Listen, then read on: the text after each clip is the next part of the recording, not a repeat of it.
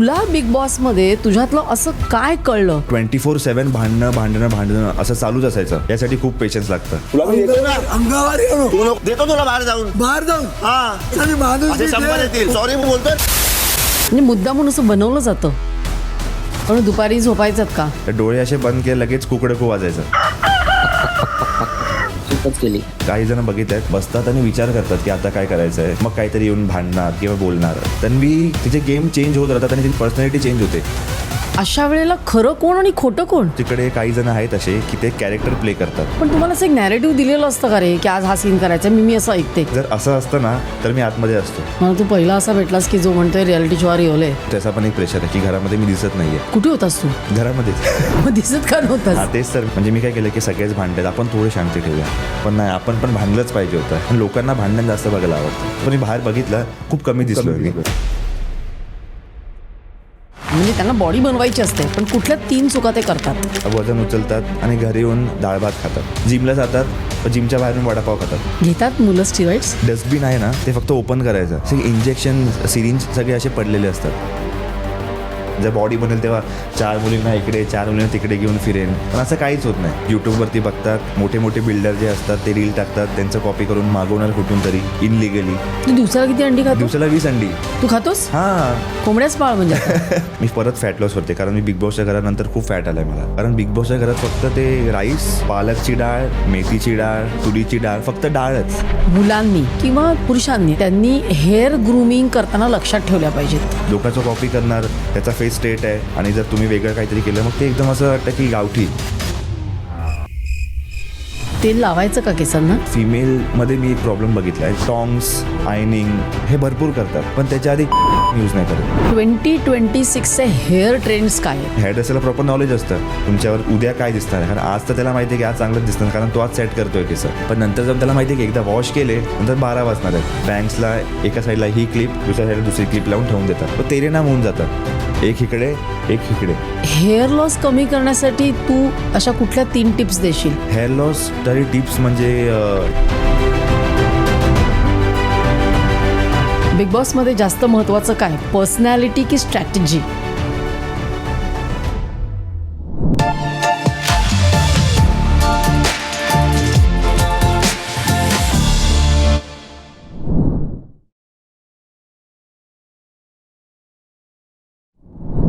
Big boss म्हणजे आपल्याला वाटतं फक्त एंटरटेनमेंट, पण ह्युमन सायकोलॉजीनुसार जर 24 तास आपल्यासमोर जर कॅमेरा असला ना तर माणसाचा खरा स्वभाव बाहेर येतो.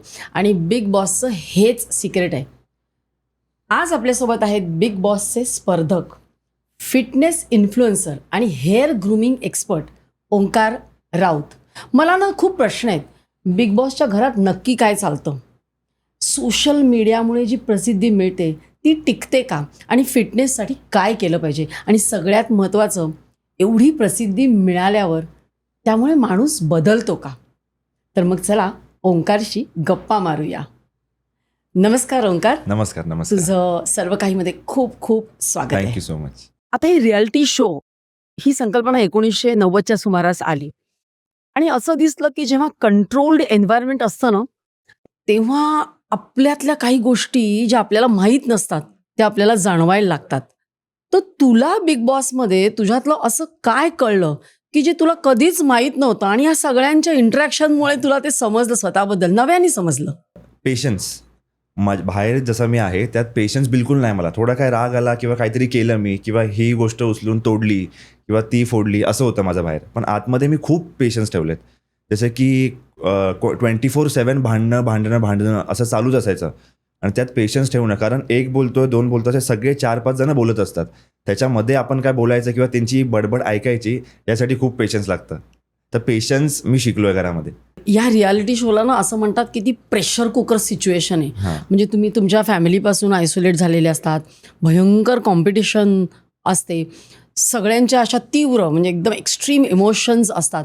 मग अशा वेळेला पेशन्स तर तुला हळूहळू कळला, पण मेंटली स्टेबल कसं राहायचं? म्हणजे काही जण स्टेबल राहत नाहीत, पण तू स्टेबल होतास.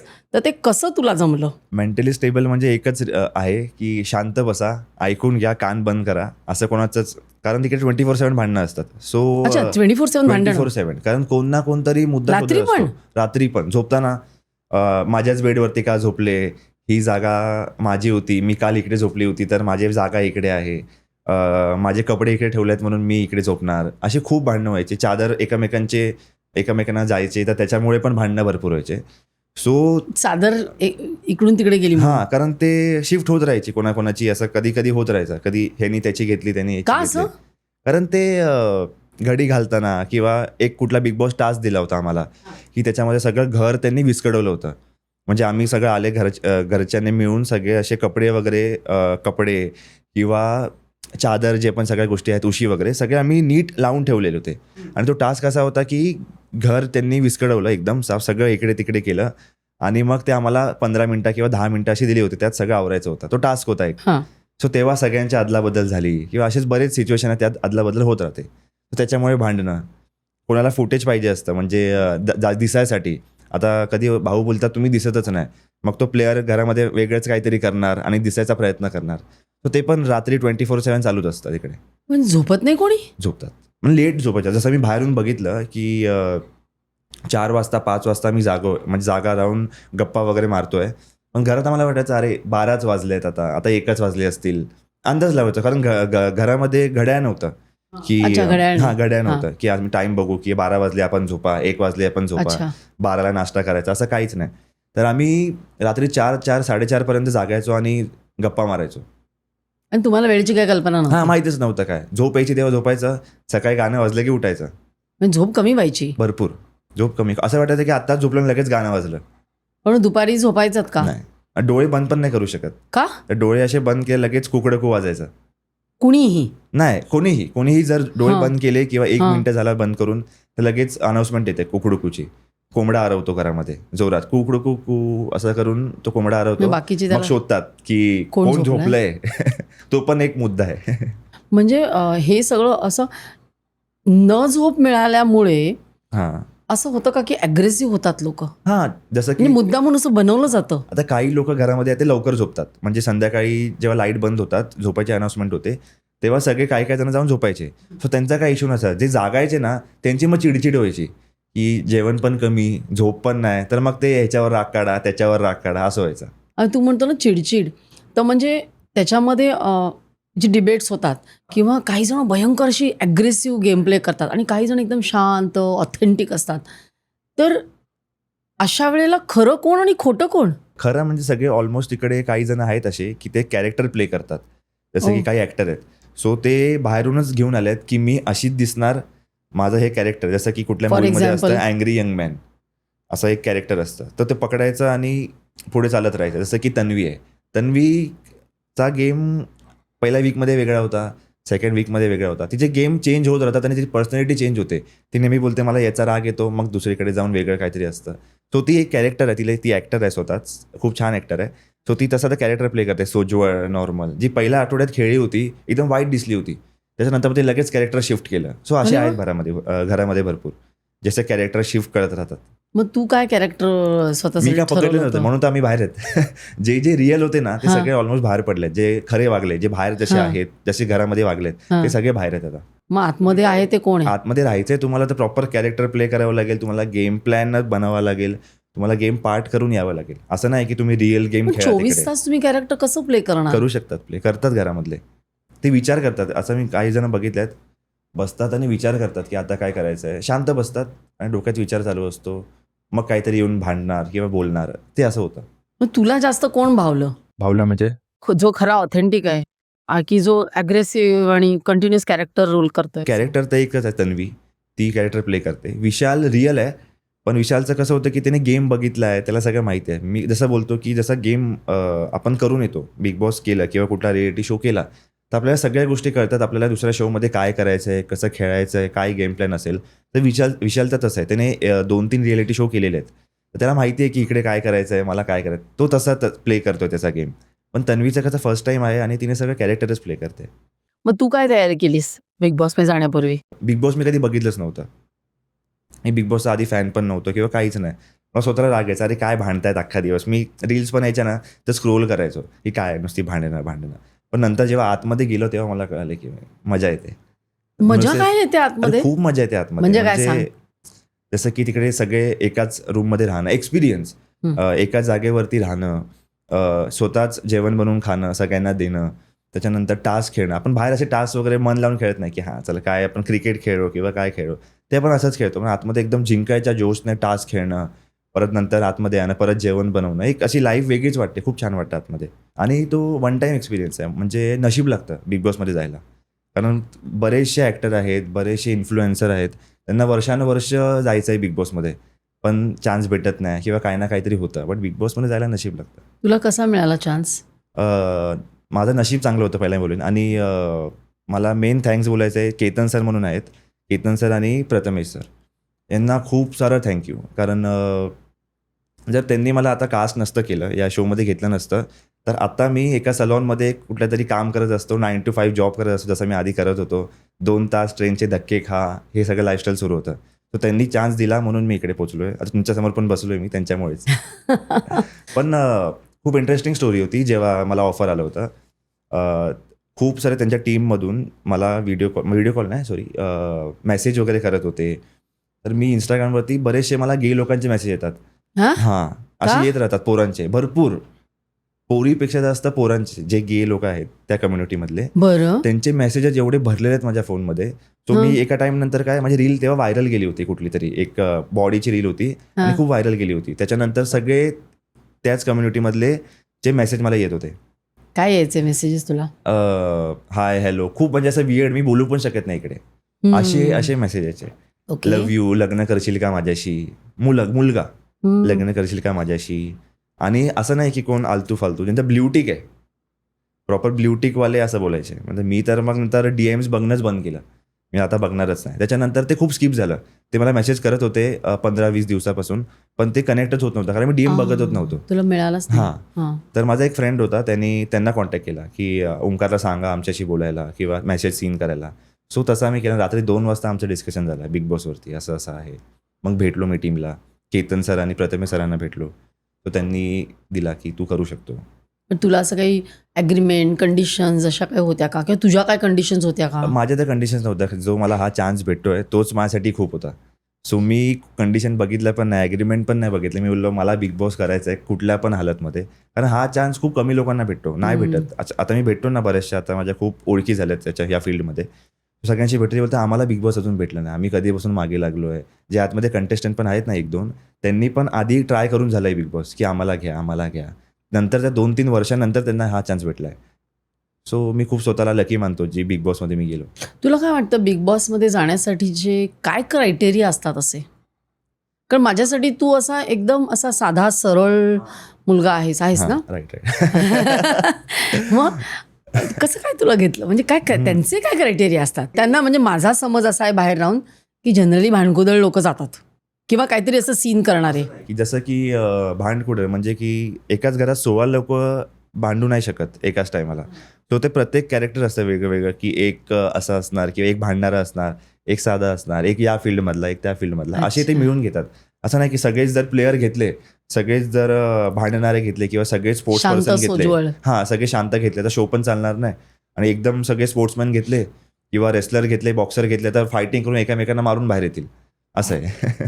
सो सगळ्या कॅरेक्टरमधून एक आहे. मी जिम करतो, विशाल फिटनेसमध्ये आहे, ॲक्टर आहे, सगळ्यांचं असं एक कॅरेक्टर, सिंगर आहेत, म्युझिशियन आहेत, सगळे असं ते मिळून एक कॉम्बिनेशन आहे. प्रभू आहे, एक वेगळाच कॅरेक्टर आहे, फनी आणि एकदम असा शॉर्ट अँड असा वेगळाच याचा फनी कॅरेक्टर आहे. तो सगळे असे मिळून घेतात, ते एक लोकांना प्रॉपर एंटरटेनमेंट मिळावं. हां, पण म्हणजे मला अजूनही परत असं वाटतं की एंटरटेनमेंटसाठी ते आहे आणि ते असे वेगवेगळे कॅरेक्टर्स हे करतात. पण तुम्हाला असं एक नॅरेटिव्ह दिलेलं असतं का रे की आज हा सीन करायचा? मी असं ऐकते की लिहून दिलेलं असतं, हे तुझं कॅरेक्टर, आज तुम्ही हे प्ले करायचं आणि आज तुम्ही भांडायचं आहे. मला असं वाटतं की जर असं असतं ना तर मी आतमध्ये असतो. कारण हे असं काहीच नाही. म्हणजे तुम्हाला 16 माणसांपेक्षा दुसरा माणूस दिसणारच नाही. जे घरात जे 16 कंटेस्टंट, तुम्हाला काहीतरी ब्रीफ येत असेल ना, आज या विषयावरनं तुम्हाला भांडायचं आहे. काहीच असं आलं पाहिजे होतं. मी तर बोलतो जर अजून चांगलं झालं असतं. पण हा रिअलिटी शो आहे, याच्यामध्ये बिग बॉसमध्ये असं काहीच होत नाही. मला तू पहिला असा भेटलास की जो म्हणतोय रियालिटी शो रिअल आहे. हा बिग बॉस तर खूप रिअल आहे. म्हणजे आम्ही मी सांगितलं ना तुम्हाला आता की एक माणूस नाही बघितला, काहीच नाही. जो डॉक्टर पण यायचे ते पण बाहेर फक्त जो पेशंट आहे तो जायचा, त्यांना डॉक्टरकडे पण एक माईक असायचा की डॉक्टरने काय टिप दिली. डॉक्टरांना आम्ही जसं दिसायचे ना आम्हाला लांबून, हा. किती वाजले सांगा ना, किती वाजले सांगा ना, अच्छा, असं ते करायचं. तुम्हाला सांगायचीच नाही. काहीच नाही. डॉक्टर तोंड पण नाही उघडायचे, म्हणजे काहीच सांगायचं नाही. कोणाचा असा नर्वस ब्रेकडाऊन वगैरे झाला तिकडे? माझा स्वतःचा पण झाला होता. मी स्वतः वॉशरूममध्ये बसलेलो आणि खूप लेट झालं तेव्हा, सगळे झोपले पण होते आणि मी रडत माईक कॅमेऱ्याकडे गेलो, मला काहीतरी सांगा, मला कळत नाही काय. कारण खूप भांडणं होतं, कारण खूप प्रेशर होतं घरामध्ये.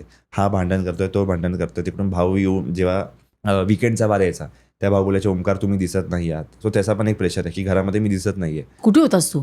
घरामध्येच. मग दिसत का नव्हतास? हा तेच तर. मी मला असं वाटलं की भाऊला बोललो की भाऊ 6 फुटाचा माणूस आहे, दिसत नाही घरामध्ये असं. पण मी बाहेर बघितलं, खूप कमी दिसलोय मी. त्याचं रिझन आहे की खूप भांडलं पाहिजे होतं, तर मग फुटेजमध्ये आलो असतो. नाही पण असे कॅमेरे तर तुम्हाला माहिती असतात कुठे आहेत ना, लोक हा. कॅमेऱ्याच्या समोर जाऊन बोलतात. 24/7 लाईव्ह नव्हतं ना, 1.5 तासाचं होतं. तो दिवसात तुम्ही किती ड्रामे करतात किंवा काहीतरी वेगळं दाखवताय तरच तुम्ही त्या 1.5 तासामध्ये फिट होणार, नाही तर नाही. टॅलेंट असतं का महत्वाचं त्यासाठी? म्हणजे तुमच्यात जे खरं टॅलेंट असेल ते येतं का बाहेर? येस, जसं की प्राजक्ता, तिचं सिंगिंग टॅलेंट आहे, तिचं ते सिंगिंगचा पार्ट येतो बाहेर. जसं की काय आम्ही फिटनेस करायचो, त्याचा थोडा पार्ट आला बाहेर. सो आम्ही असं काही ना काहीतरी करायचो, डान्स करायचो, तो डान्सचं पण आलंय बाहेर असं आहे. पण मोस्टली भांडण जास्त येतं आणि लोकांना भांडण जास्त बघायला आवडतं. आता समजा रोडवरती पण आपण काय भांडणं झाले असते तर लोक कसे बघतात. बघतात, अरे काय चाललंय इकडे, काय होतंय. सो तसंच आहे बिग बॉस, की भांडणं झाले की लगेच लोक बघतात आणि TRP त्याच्यानेच जास्त हाय होतो. पण आता ते तिथे जे लोकांना दिसतं, म्हणजे तू म्हणतोस मी दिसलोच नाही जास्त, हा. ते नॅरेटिव्ह. तर तिकडचा बिग बॉस मधला ओंकार आणि खरा ओंकार याच्यात काय फरक आहे? फरक काहीच नाहीये, फक्त की जास्त पेशन्स ठेवला मी.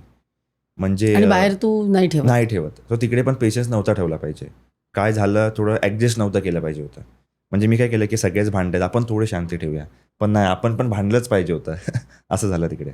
मग तुला कोणी शिकवलं नाही ते की भांडायचं मी? पण तू TRP साठी गेला होतास तिकडे?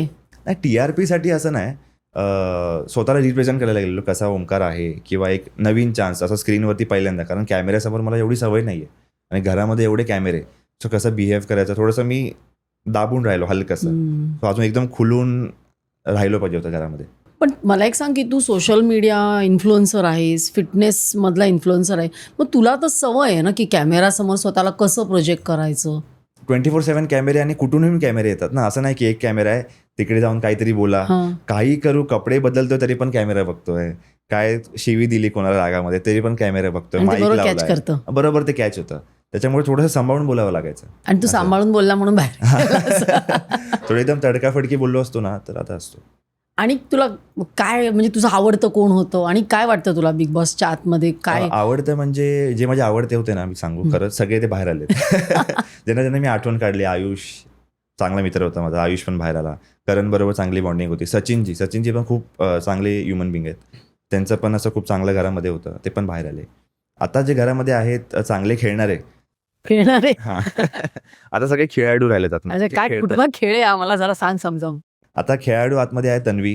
खेळणं म्हणजे काय असतं बिग बॉसच्या घरामध्ये हे मला पण माहीत नव्हतं. मी बाहेर येऊन मला कळालं. खेळणं म्हणजे काय असतं, मुद्द्यामध्ये बोलणं, स्वतःचा मुद्दा काहीतरी उकडून काढणं, काहीतरी प्रॉब्लेम घरासमोर आणणं, की आज घरामध्ये हे प्रॉब्लेम आहे, हा प्रॉब्लेम मी सांगितला आहे, हां. सो मला ते फुटेज भेटणार.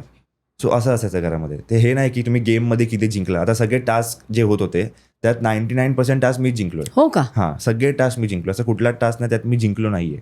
तू सिन्सिअरली खेळलास? सिन्सिअरली एकदम मन लावून. पण टास्कचा गेमच नाही आहे, बेसिकली मुद्द्याचा गेम आहे.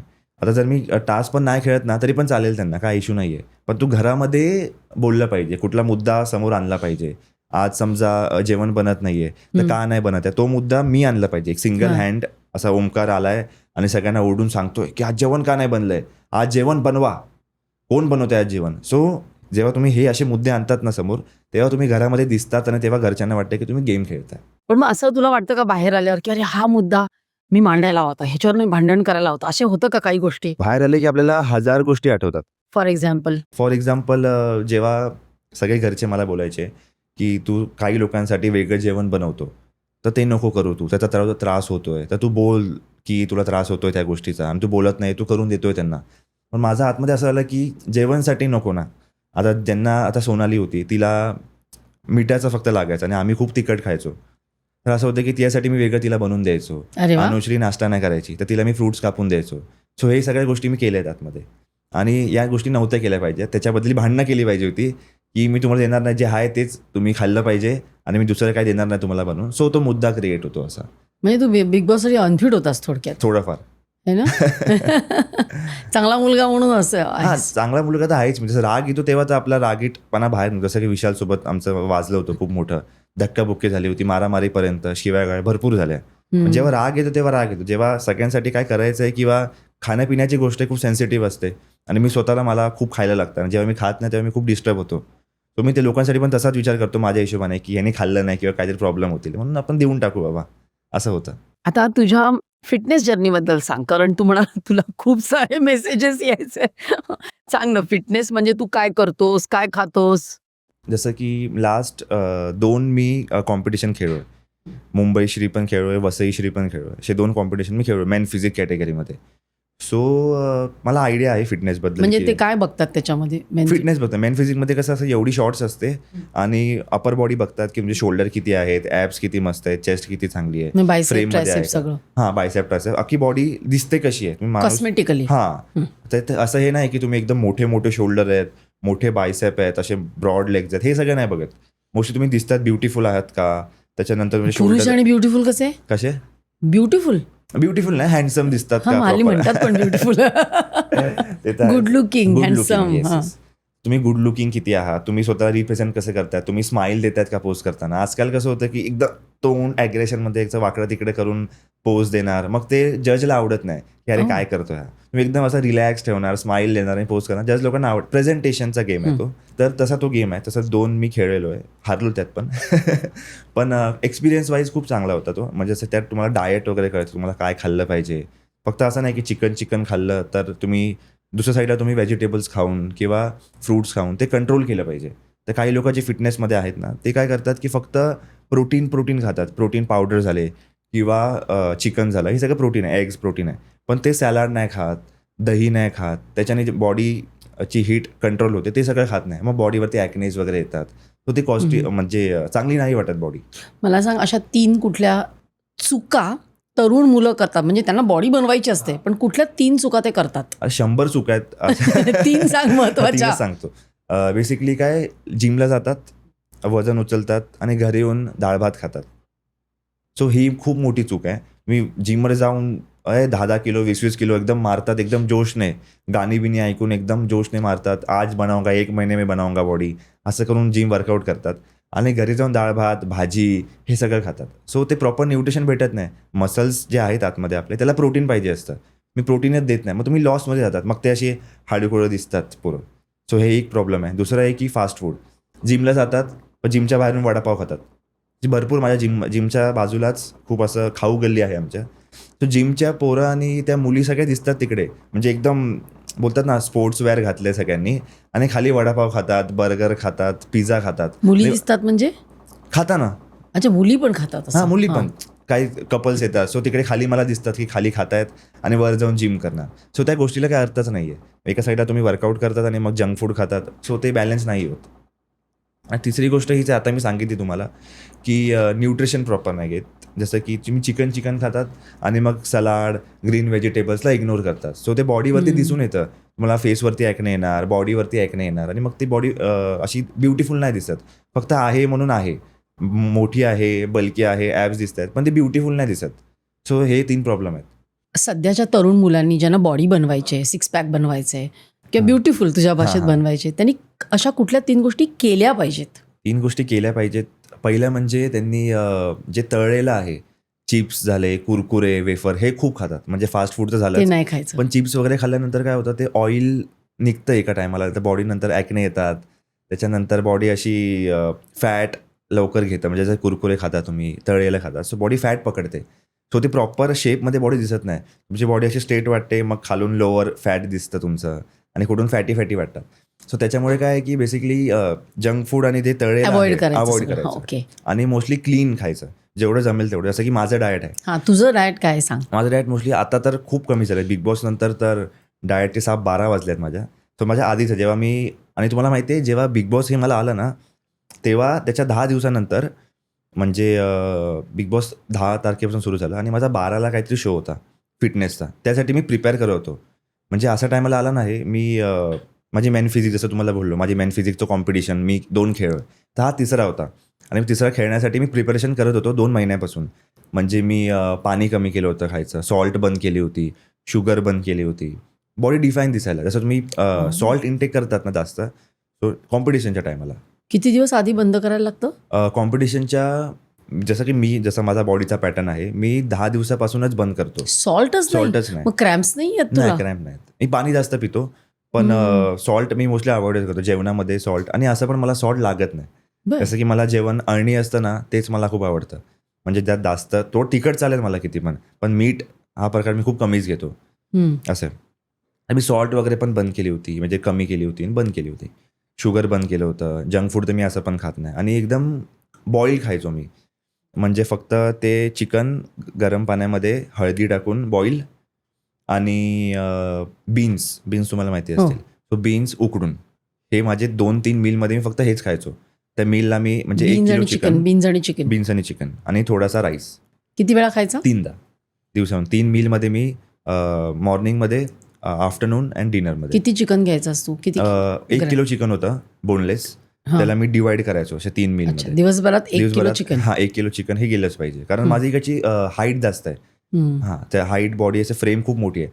तुम्हाला असं 500 ग्राम चिकन, 200 ग्राम पोरं खातात, त्यांच्या हाईट कमी असतात, त्यांना 200 gram chicken, 500 gram chicken enough होतं. पण मला तर भरपूर खावं लागतं त्यासाठी. आणि मी कुठले अॅनाबॉलिक स्टेरॉइड हा, मी वगैरे तेच विचारणार होते. तू स्टेरॉइड्स वगैरे घे? हां, नाही कधीच नाही. सो बरेचसे. त्याच्यासाठी खूप मेहनत करावी लागते. जसं तुम्ही अॅनाबॉलिक्स घेतात ना, तुमचं काम सोपं होऊन जातं. जी बॉडी तुमची अशी 2 वर्षांनी बनणार, 3 वर्षांनी बनणार, ती 3 महिन्यात बनते, 3-4 महिन्यात. ते पण घेतात मुलं स्टिरॉइड्स? भरपूर. आजकाल तर खूप ट्रेंड आहे. आमच्या जिममध्ये तर जे आमचं डस्टबिन आहे ना वॉशरूमच्या बाहेरचं, ते फक्त ओपन करायचं. सगळे इंजेक्शन, सिरिंज सगळे असे पडलेले असतात. पोरं आतमध्ये जाऊन Okay. काही ना काही इंजेक्ट करतात. गायडन्स नाही. यूट्यूबवरती बघतात. मोठे मोठे बिल्डर जे असतात ते रील टाकतात. त्यांचं कॉपी करून मागवणार कुठून तरी इनलिगली आणि ते इंजेक्ट करतात. असं हे खूप प्रॉब्लेम आहे जिममध्ये. लहान लहान पोरं, 20-20 वर्षाची पोरं, त्यांना आता रिअलमध्ये गरज आहे न्यूट्रिशनची. आता तुमचा बेस असतो ना, बरेचसे बॉडी बिल्डर आहेत किंवा जे बॉडी बनवतात, मुलं आहेत नवीन, यंग जनरेशन आहे, त्यांचा बेसच नाही आहे. जसं की माझे पप्पा फिटनेसमध्ये होते. बरं. ते पण आधी फिटनेस वगैरे खूप करायचे. आता नंतर रिस्पॉन्सिबिलिटी, मॅरेज, त्याच्यानंतर त्यांनी बंद केलं ते. पण त्याच्या आधी ते पण फिटनेसमध्ये होते. सो माझी फिटनेस जर्नी पण तशीच सुरू झाली. तुम्हाला माहिती आहे, लॉकडाऊनमध्ये माझी फिटनेस जर्नी सुरू झाली आहे. घरामध्ये पप्पा असेच, लॉकडाऊनमध्ये सगळे घरीच. पप्पा असेच काही ना काही कामधंदा आता काहीच नाही तेव्हा तर. आणि मग घरामध्ये ते पुशअप मारायचे. आणि मी तेव्हा खूप असा बारीक होतो, एकदम लुकडा होतो. आणि असे माझी बॅक पण अशी वाकली होती, कारण हाईट असल्यामुळे कसं ते एकदम असं वेगळंच माझी बॉडी स्ट्रक्चर तेव्हा होतं. तू व्यायाम काहीच नाही काहीच करायचा? नाही. तेव्हा फक्त बरं. फिरणं, हिंडणं, स्कूल वगैरे असं चालू होतं सगळं. त्याच्यानंतर त्यांना बघून ते घरी काही ना काहीतरी करायचे. त्यांना बघून असं मोटिवेशन आलं की आपण पण हे केलं पाहिजे. कारण लोक भरपूर चिडवायचे, अरे कडक्या, सुकड्या, असं खूप खूप चिडवायचे आमच्याकडे. नुसता टांग्या, कॅमल, असं खूप बरेचसं नाव. लोक सेव्ह पण केलं होतं माझा नंबर कॅमल, कारण फक्तच उंच होतो, बॉडीमध्ये काय मासत नाही, काय नाही. तर पप्पांना बघून मी तिकडे इन्स्पायर झालो की आपण पण केलं पाहिजे. मग पप्पांनी मला शिकवलं घरी, असे पुशअप मारतात, असं करतात. आता जे माझा बॅक पण थोडीशी बेंड झाली होती आधी, ते पण त्यांनी एका एक्सरसाइजमुळे स्ट्रेट केली. म्हणजे मागे धरून अंगठा पकडायचा आणि बॉडीला स्ट्रेच करायचं. सो हे सगळं त्यांनी मला लॉकडाऊनमध्ये शिकवलं. लॉकडाऊन झाल्यानंतर मग मी जिम वगैरे जॉईन केली. सो माझी फिटनेस तसं सुरू, पप्पांना बघून मी फिटनेस स्टार्ट केलं आहे. नाही, एकदा मग फिटनेसचं कसं आहे की जेव्हा तुम्ही घुसतात ना फिटनेसमध्ये, मग तुम्हाला आजूबाजूचं काहीच दिसत नाही. मी चहा, खारी, बटर खाणारा माणूस होतो. म्हणजे मी मागून घ्यायचो की मला वरती साखर लावलेलीच खारी पाहिजे. मी नॉर्मल खारी नाही खाणार, मला जिरावालाच बटर पाहिजे. सो असा सगळं खाणारा होतो मी. चहामध्ये एवढं मोठं वाडगा असायचा, 3दा चहा मागायचो मी. त्यात जिरा, बटर, खारी, असं खूप असा खादाड होतो मी आधी. नंतर फुडी खूप जास्त फुडी होतो मी. त्याच्यानंतर मग मी फिटनेसमध्ये घुसलो आणि मला न्यूट्रिशनचं प्रॉपर नॉलेज घेतलं. किंवा मी कसं करायचं माहिती आहे की जे मोठे बिल्डर असायचे ना, ज्यांनी फिटनेस फील्डमध्ये ते आहेत ऑलरेडी, तर त्यांना पकडायचो मी. त्यांना प्रोटीन खायला द्यायचो किंवा कुठेतरी खायला घेऊन जायचं थोडंफार, आणि त्यांच्याकडून काढून घ्यायचो की मी काय केलं पाहिजे दादा, तुम्ही सांगा ना काय केलं पाहिजे. सो मी असं सगळ्यांना पकडायचो आधी. त्यांच्यासोबत वर्कआउट करायचो. तू किती वाजता येणार वर्कआउटला? बोला मी 3 वाजता. हां, मी आलो, 3 वाजता मी येतो. मग त्याच्या टेक्निक मी कॉपी करायचो की हा असा करतो, आपण थोडं तसं करून बघूया काय वेगळं दिसतंय आपल्यामध्ये. म्हणजे एक फील होतं ना वर्कआउट करताना की आज चांगलं प्रेशर आलं आहे, की ते तसं मी करायचो. त्या दादा लोकांना घेऊन जायचो चायनीजच्या हॉटेलमध्ये. ते खातात ना काय पण त्यांना चालतं. तर त्यांना घेऊन जायचो, "तू खा बाबा, तर मला सांग ना काय करू आता." सो लालच देऊन मी शिकलो आहे फिटनेसमध्ये. काय ना काय ती लालच द्यायची आणि त्यांच्याकडून ते न्यूट्रिशन काढून घ्यायचं आणि टिप्स काय मी काय केलं पाहिजे, माझी बॉडी बनतच नाही आहे, 3 महिने झाले, 10 महिने झाले, आता काय खाऊ, काय चेंज करू, मी हे खातो बाबा, मला सांग काहीतरी. सो असं करून मला नॉलेज आलं न्यूट्रिशनबद्दल आणि मग मी खूप रिसर्च पण केलं. नंतर तर फोन पण आले सगळ्यांकडे, मग तसं मी केला रिसर्च. मग तू सध्याचं तुझं वर्कआउट रेजिम काय? कार्डिओ करतोस की फक्त जिम करतोस? मी मोस्टली आता मी परत फॅट लॉस करते, कारण मी बिग बॉसच्या घरानंतर खूप फॅट आलाय मला. कारण बिग बॉसच्या घरात फक्त ते राईस, हम्म. पालकची डाळ, मेथीची डाळ, तुरीची डाळ, फक्त अच्छा. डाळच. नॉनव्हेज नाही काही? नॉनव्हेज फक्त आम्हाला ते काय बोलतात त्याला, कुठला आम्ही टास्क जिंकलो होतो त्याच्यामध्ये प्रोटीन पावडर? नाही, एक टास्क होता त्यात लक्झरी प्रोडक्ट, सॉरी, एक टास्क होता लक्झरी प्रोडक्टचे. जर तुम्ही तो टास्क जिंकला तर तुमच्या 8 जणांना ते लक्झरी प्रोडक्ट भेटतील. तेव्हा तो लक्झरी आम्हाला भेटला होता. चिकन भेटलं होतं, मटन भेटलं होतं. तुझ्यासाठी मोठी मेजवानी असेल ती. हां, पण ती 8 जण खाणार ना. आता जो डाएट माझा टोटल आला होता 2 किलो. माझा 1 किलो तुझं मला 1 किलो दिवसाचं मला आहे. 1 किलो दिवसाचा आहे. माझा अंड्याचा पण सेम प्रॉब्लेम व्हायचा. 11 अंडी भेटायची, 12 अंडी भेटायची आठवडाभर. तू दिवसाला किती अंडी खातो? दिवसाला 20 अंडी. तू खातोस हां, 20 अंडी 20 आणि अंडी. 1 किलो चिकन? हां. कोंबड्याच पाळ म्हणजे आता. कोंबड्याची फार्मिंग करायला लागेल मला. हां. असं म्हणजे डाएट होता. तेच बोललं की मी घरात बोलायचो ना, मी 20 अंडी खातो. इथे 14 अंडी, 12 अंडी मला आठवड्याला भेटतात. मग मसल लॉस झाला असेल ना? भरपूर. आणि त्यात आता जे आतमध्ये आहेत, रोशन पण आहे, मी आहे, विशाल, सगळ्यांची बॉडी उतरली. असं कोणच नाही ज्याची बॉडी आली तशी राहिली आहे. कोणाचीच बॉडी राहिली नाही, सगळे उतरलेत. पण कारण तिथे nutritionच वर्कआउट नाही. करायचाच ना बिग बॉसच्या आतमध्ये? हां, वर्कआउट आहे आणि मग न्यूट्रिशन नाहीये. सो प्रॉब्लेम तर होणारच. हम्म. असं आहे. आम्ही वर्कआउट करायचो तिकडे अर्धा तास, 1 तास, 2 तास हे वर्कआउट करायचो. पण नंतर मग घरामध्ये आलं की तेच परत तन्वी घेऊन यायची. आज भात केलाय, आज ती डाळ केली आहे. तेच जेवण. आम्ही वैतागायचो. जेवण पण जात नव्हतं एका टायमाला. आम्ही फक्त फ्रुट्स खाऊन दिवस काढायचो. फ्रुट्स भरपूर यायचे घरामध्ये. अच्छा. हां, ॲपल्स यायचे, पेरू, वॉटरमेलन, असे भरपूर फ्रुट्स यायचे. फ्रुट्सवरतीच केळी झाले, भरपूर फ्रुट्स यायचे. मग आता तुझं काय वर्कआउट आहे? आता वर्कआउट आता मी फॅट लॉस करतोय. तर आता मी मॉर्निंगला कार्डिओ ठेवला आहे. जसं की एल कार्निटिन घेऊन, एक एल कार्निटिन सप्लिमेंट आहे फॅट लॉससाठी. सो ते मी घेतो आणि मग कार्डिओ करतो. आणि त्याच्यानंतर 1 तास मी स्टेअर मास्टर करतो. म्हणजे सीडी असतात, सी रिटर्न येते आणि ते चालायचं. हां. हां, सो ते मला खूप आवडतं. मला ते पळणं जमत म्हणजे नाही. 1 तास कार्डिओ? हां, 1 तास कार्डिओ ट्रेडमिल? मॉर्निंगमध्ये. ट्रेडमिल? स्टमक.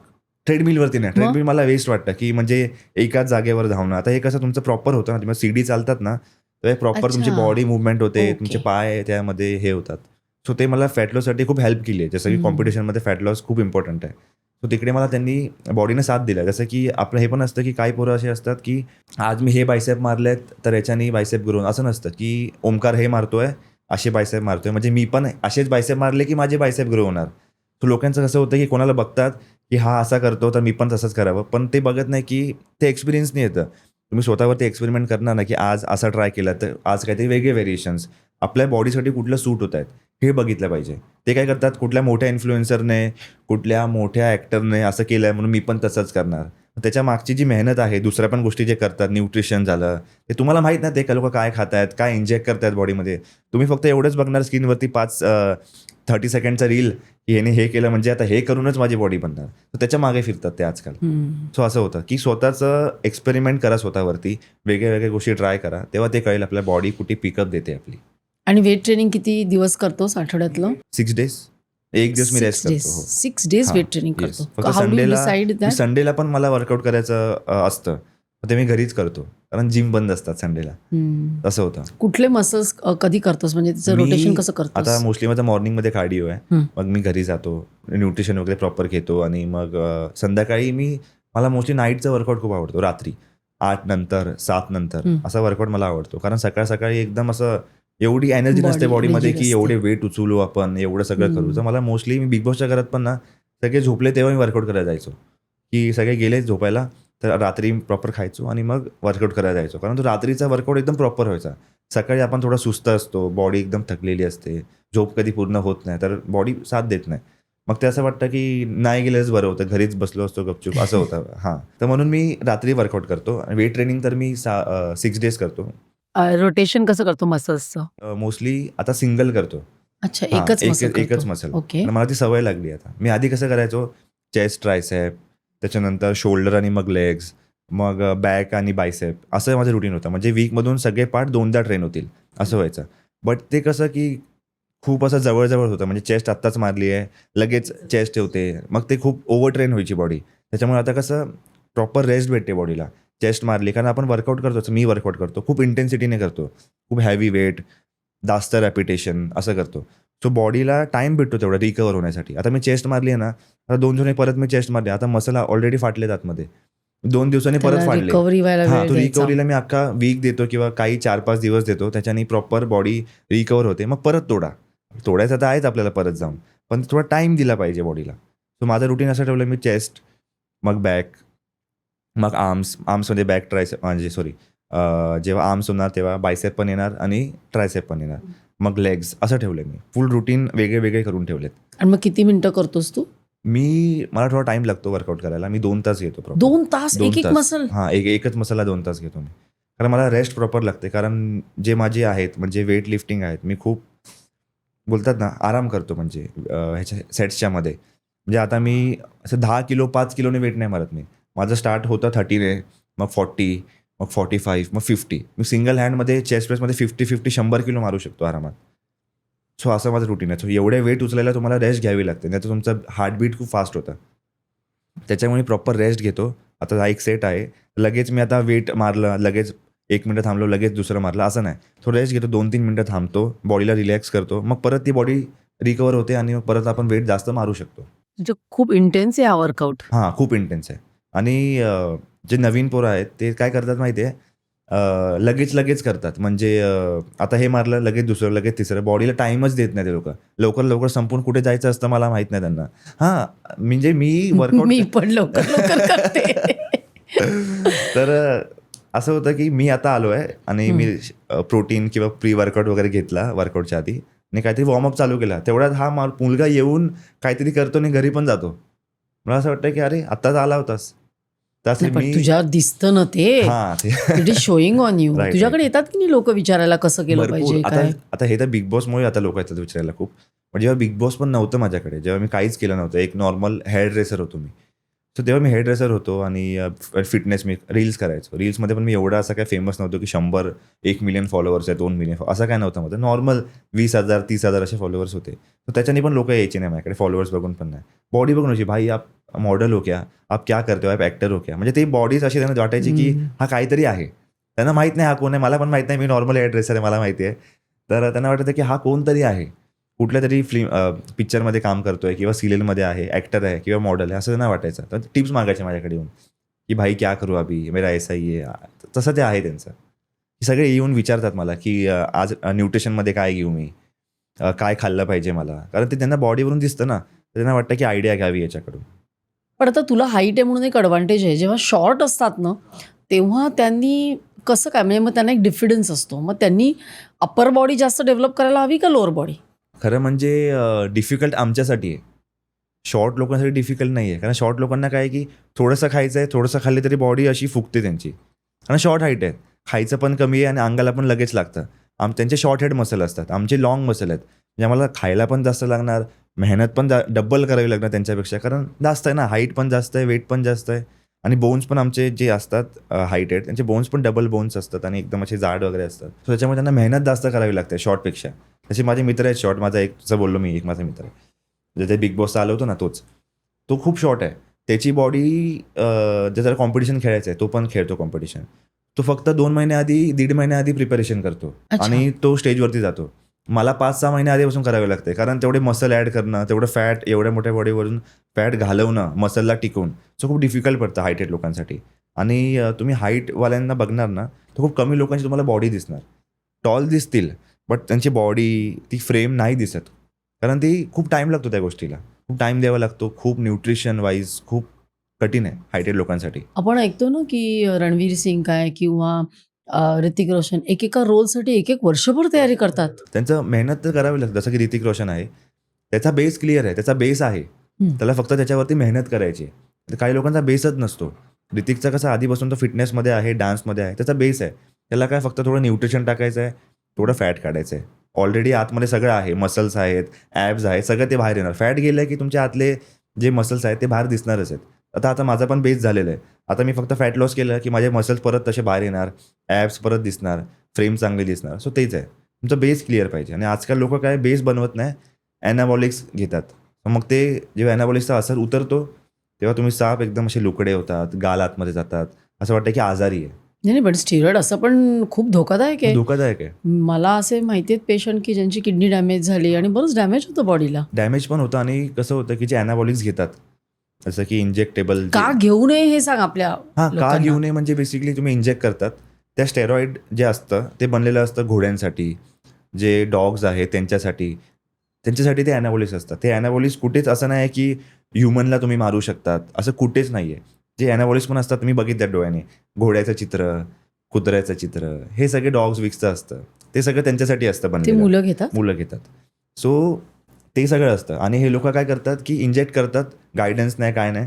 या गायडन्समध्ये तुम्ही घेतात, ज्यांचं प्रोफेशन आहे, जसं की बॉडी बिल्डर्स आहेत, तर ते प्रोफेशन आहे, त्यांना ते घ्यावंच लागणार. तुमचं कशात काय नाही, तुमचा बेस क्लिअर नाही आहे, तुम्हाला फक्त इंस्टाग्रामवरती फॉलोअर्स पाहिजे, चांगली बॉडी दिसली पाहिजे, मुलींना पटवण्यासाठी बॉडी पाहिजे. हां, हेच आहे मुलांचं सगळं. काय असतं की मला चांगलं दिसायचं आहे, जर बॉडी बनेल तेव्हा 4 मुलींना इकडे, 4 मुलींना तिकडे घेऊन फिरेन. पण असं काहीच होत नाही. हां, त्यांचं तेच असतं मोस्टली की मी पटकन बॉडी बनवेल आणि आत्ताच ह्या मुलींना पटवेन, तिला पटवायचं आहे, मला ह्याला दाखवायचं आहे, मी आता बॉडी बनवून दाखवतो, जास्त हा करतो का, असं. पण तेच असतं. त्याच्यामुळे ते काय करतात, कुठलाही स्टेप घेतात, इंजेक्ट करतात. आणि मग इंजेक्ट करून प्रॉब्लेम काय होतो माहिती आहे, त्या इंजेक्शनला माहीत नाही की तुमचे बायसेपच वाढवायचे आहेत, तुमचे लेग्सच वाढवायचे आहेत. ते काय करतात, तुमचं हार्ट पण वाढतं, ऑब्व्हियसली त्याच्यात स्टिम्युलंट्स असतात ते. चेस्ट वाढते, जसे तुमचे बाकीचे मसल वाढतात तसं ते हार्ट पण वाढतं. त्याच्यामुळे काय होते, ते हार्टचे जे वरचा लेअर असतो तो खूप थिन होतो आणि त्याच्यामुळे काय श्वास येत नाही, ते श्वास खूप मोठा घ्यावा लागतो. हार्ट पण मोठं होतं. त्याच्यामुळे ते हार्ट फेलियरचं खूप आजकाल आहे बॉडी बिल्डर्समध्ये, हो. की हार्ट अटॅक येतात, हार्ट अटॅक येतात. सो त्याच गोष्टीमुळे होतात. आणि हे कधी बाहेर येत नाही ना त्यांनी काय घेतलंय. हां, बाहेर येत नाही, कारण ते इनलिगल आहे ना, ते लिगल नाहीच आहे. ॲनाबॉलिक्स हे लिगल नाही आहे. तुम्हाला कुठल्या मेडिकलमध्ये किंवा कुठल्या याच्यामध्ये तुम्हाला भेटणार नाही. ते तुम्हाला सुंबडीमधून कुठून ना कुठून तरी जुगाड लावूनच काढावे लागतील. काय किंमत असते या स्टिरॉइडची? प्रत्येकाची वेगळी असते. तरी स्टार्टिंग प्राईस असते. काही एक स्टेरॉइड आहे त्याचं 20,000 प्राईस आहे, 30,000 प्राईस आहे. एका? हां, एका लाईक 5 ml, 10 ml. म्हणजे 1 ml एका वेळेला. हां, म्हणजे 10 दिवस तुम्हाला ते जाईल, असं ते असतं. रोज? अच्छा, विकली नाही घेत. वीकली नाही, रोज. असं कारण त्याचं काही स्टेरॉइड असे आहेत की फक्त 24 hours लाईफ टाईम असतं त्याचं, की 24 नंतर ते डिझॉल्व्ह होतं, म्हणजे संपतं. मग ते परत त्याला इंजेक्ट करा. सो असं असतं. आणि खूप 1,000 रुपयाला पण येतात, 2,000, 3,000 ml वरती डिपेंड असतं. डेंजरस आहे म्हणजे हां, खूप. माझ्याकडे पण येऊन मागतात की ओमकार भाई आपने क्या लिया है मुझे बता. मला कुछ नाही लिया है. त्यांचं असं होतं की ओमकार तू काहीतरी घेतलंय, तू ॲनाबॉलिक्स घेतल्यात, अशी बॉडी नॅचरली पॉसिबलच नाही, आमच्या एवढ्या लाईफमध्ये आम्ही असे मोठे मोठे बिल्डर्स आहेत ते पण माझ्याकडे येतात की अशी बॉडी पॉसिबलच नाही आहे, आम्ही एवढ्या 20 वर्ष आले आम्ही घासतोय. पण तुम्ही ते मागचं बघत नाही ना, कारण ते बिल्डर्स आहेत ते काय करतात, बाहेर जाऊन दारू पिणार टेन्शनमध्ये, किंवा काय ते बाहेरचं खाणार किंवा हे सगळं करणार आणि मग बोलणार की समोरच्याला तू नॅचरली नाही केलंय, तू इंजेक्शन घेतलंय. एवढं टेस्ट करा, ब्लड टेस्ट करा. ते बिग बॉसच्या घरामध्ये जायचं होतं तेव्हा ब्लड टेस्ट सगळे झाले होते, सगळे क्लिअर होते. तर त्यांचं असं असं की ओमकार तू काहीतरी घेतलंय, आम्हाला सांगते. तर मुलं पण जी नवीन नवीन आहेत ते पण येऊन विचारतात, ओमकार तू काय घेतलंय सांग आम्हाला. त्यांना म्हणून मी फार गुणी मुलगा आहे. तेच बोललो मी त्यांना की मी काय घेत नाही, मी नॅचरली जे आहे तेच. आपण चिकन आहे, प्रोटीन ठीक आहे, प्रोटीन घेऊ शकतो, क्रिएटिन आहे, असे बरेच सप्लिमेंट, एल कार्नेटिन आहे. हो, एल हां, कार्निटिन हे सगळं आपण घेऊ बरोबर शकतो. आहे. हे सगळं पण हेल्प करतं, थोडं लेट करतं पण करतं हेल्प. जसं की आता तुम्ही दुसरे इंजेक्शन जे स्टेरॉइड आहेत ते तुम्हाला 15 दिवसामध्ये एकदम लीन दाखवू शकतं, एकदम 15 दिवसात फॅट गायब. पण एल कार्निटिनला 2 महिने लागतात, 3 महिने लागतात, पण ते होतं, रिझल्ट येतं. You have to eat clean ना पण. हां, क्लीन खावं लागणार, Clean पेशन्स खायला लागणार. ठेवायला लागतं. त्याच्यामध्ये पेशन्स खूप इम्पॉर्टंट आहे फिटनेसमध्ये. तुम्ही आता बोलाल की 3 महिन्यात मला पाहिजे, काही लोक हा माणूस बसला इकडे, तो मला बोलतो की 3 महिन्यांनी लग्न आहे, 2 महिन्यांनी लग्न आहे, मला बॉडी बनवायची आहे. ते कसं पॉसिबल आहे? आणि पण हे लग्न झाल्यानंतर मग ते वाटेल ते खायचंच ना परत. हां, तर तेच आहे की लोकांना असं वाटतं की लगेच बॉडी बनली पाहिजे, लगेच सगळ्या गोष्टी झाल्या पाहिजेत, पण त्याला खूप टाइम द्यावा लागतो. जे इंजेक्ट पण करतात ॲनाबॉलिक्सवाले जे बॉडी बिल्डर्स आहेत, त्यांनी पण काही ही बॉडी 3 महिन्यात नाही बनवत, ते पण 20 वर्ष, 10 वर्षापासून स्टेरॉइड घेत आहेत. त्यांना पण त्या लेवलपर्यंत यायला टाइम लागतोच. तू म्हणालास की तू हेअर ड्रेसर म्हणजे तर आता आपण त्याच्याबद्दल बोलूया. Yes, yes. तू तशी छान केसबीस हे केलेले आहेस म्हणून मी तुला विचारलं सुरू व्हायच्या आधी तू काय लावलंस केसांना. तर मला सांग की 3 गोष्टी सांग ज्या मुलांनी, तरुण किंवा पुरुषांनी रादर, त्यांनी हेअर ग्रूमिंग करताना लक्षात ठेवल्या पाहिजेत? ग्रूमिंग करताना मेन म्हणजे काही जे आहेत मेन्स, त्यांचा प्रॉब्लेम काय होतो की ते कुठेतरी रील्समध्ये बघतात की ही हेअरस्टाईल ट्रेंडिंग आहे, किंवा रणवीर सिंगने केलं किंवा कोणी मोठ्या हिरोने केलं म्हणून आपण पण तेच करायला जाऊया, याच्या मागे असतात. सो आपण पहिला काय बघितलं पाहिजे की आपल्याला आपला फेस स्ट्रक्चर कसा आहे, राऊंड फेस आहे, स्क्वेअर आहे, किंवा कुठला फेस शेप आहे. त्याच्या हिशोबाने ना गुगलमध्ये दाखवतात की तुमचा जर स्क्वेअर आहे तर तुम्हाला या हेअरस्टाईल केल्या पाहिजे. सो तुम्ही ते बघा की तुम्हाला तुमच्यावरती काय सूट करतं. सूट होईल, बरोबर. हां, ते आपल्यावरती जे सूट होतं ते आपण केलं पाहिजे. त्यातच आपण खूप चांगले दिसतो. लोकांचं कॉपी करणार, त्याचा फेस स्ट्रेट आहे आणि जर तुम्ही वेगळं काहीतरी केलं मग ते एकदम असं वाटतं की गावठी. असं लोकं बोलतात की काय भलतंच काहीतरी करून आलाय. त्याच्यामुळे हा प्रॉब्लेम होतो. तुम्ही प्रॉपर फेसच्या अकॉर्डिंगली तुम्ही नाही करत गोष्टी. आणि दुसरी गोष्ट आहे की आजकाल लोकल जे वॅक्स आहेत, वॅक्स झालं, स्प्रे झालं, हे सगळ्यात खूप लावतात मुलं, की फक्त घेतलं आणि लावलं आणि ते काय करतात, लावतात आणि वॉश नाही करत.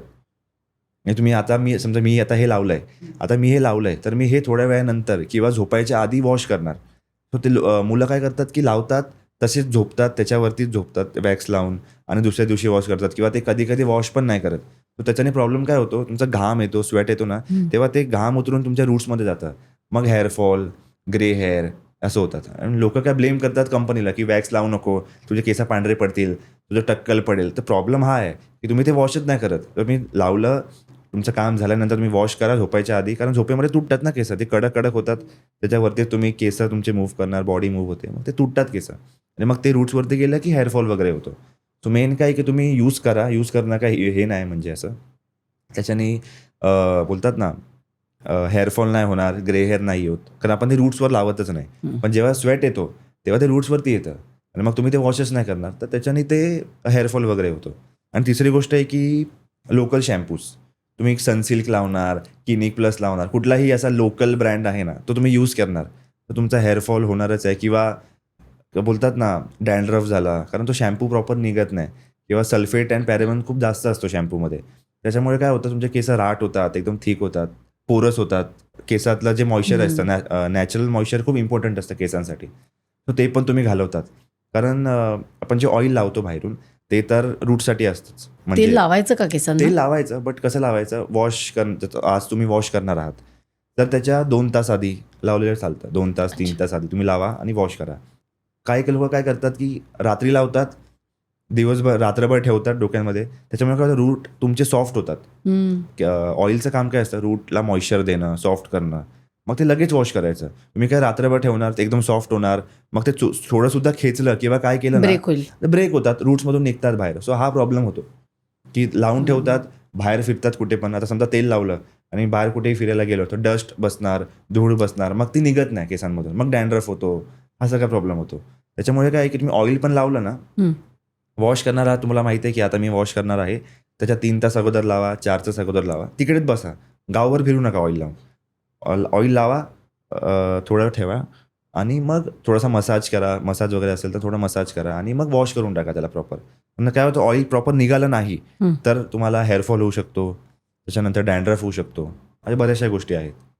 सो हे सगळ्याचा केअर घेतलं पाहिजे आणि प्रॉपर क्लीन केलं पाहिजे. आणि मेन्ससाठी मोस्टली काय होतं, मेन्स स्वतःचं केअर घेत नाही, म्हणजे स्वतःला इम्पॉर्टन्स देत आम्ही नाही तुला एवढं. तेच विचारणार होते की अशा कुठल्या गोष्टी आहेत हेअर केअर मधल्या की ज्या केल्याच पाहिजेत? मेन्ससाठी मी सांगतो पहिला म्हणजे मेन्ससाठी कसं असतं की काही यूज करतात, काही लोक सोप पण लावतात केसांना.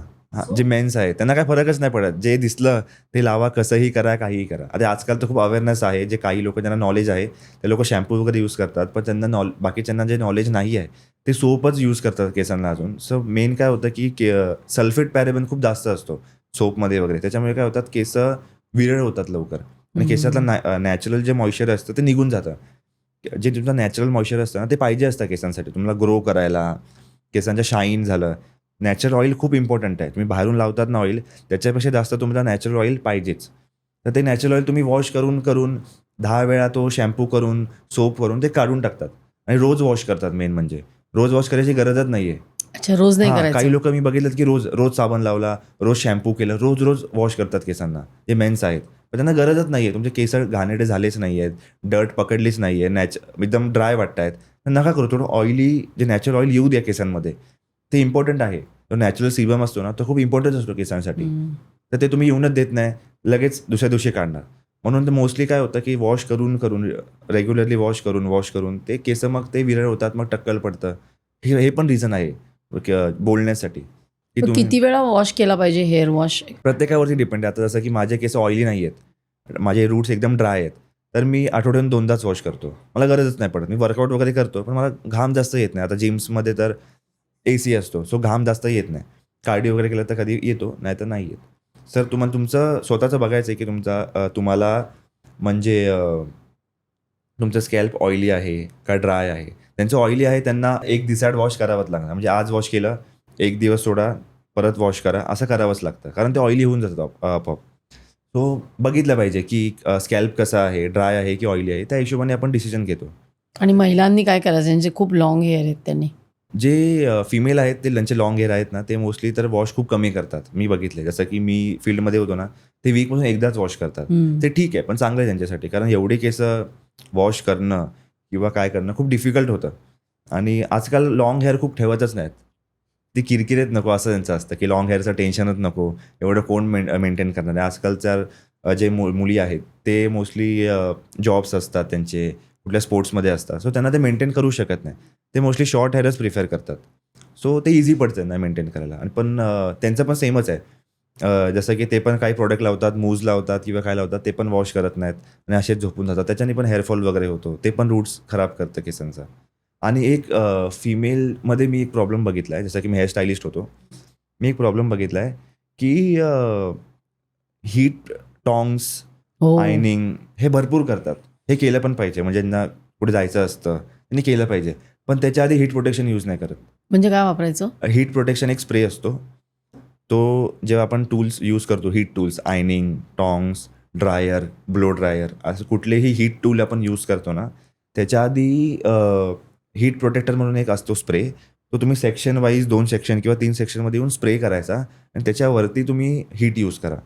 सो ते एक प्रोटेक्शन राहतं. जसं की आपल्या फेससाठी असतं, सनस्क्रीन लावतो आपण, का लावतो? फेस डॅमेज नको सनलाईटने, ती पण हीटच आहे.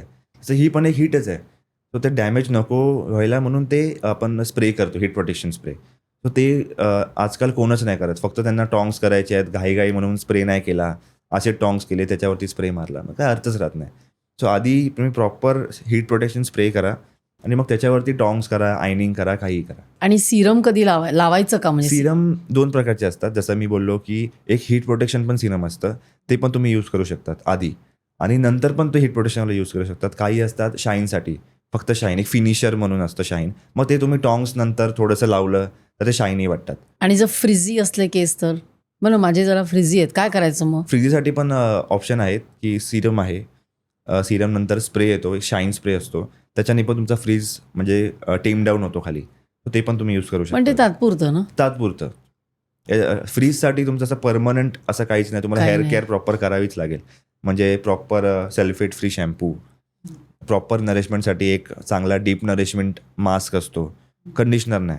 आणि आपल्याकडचं पाणी ना खूप बोलतात ना हॅवी आहे, त्या सॉल्ट आहे, सगळ्या गोष्टी आहे. सो कंडिशनर काय करतं, लवकर इफेक्ट सोडून देतं, म्हणजे काय त्याचा असरच नाही पडत कंडिशनरचा.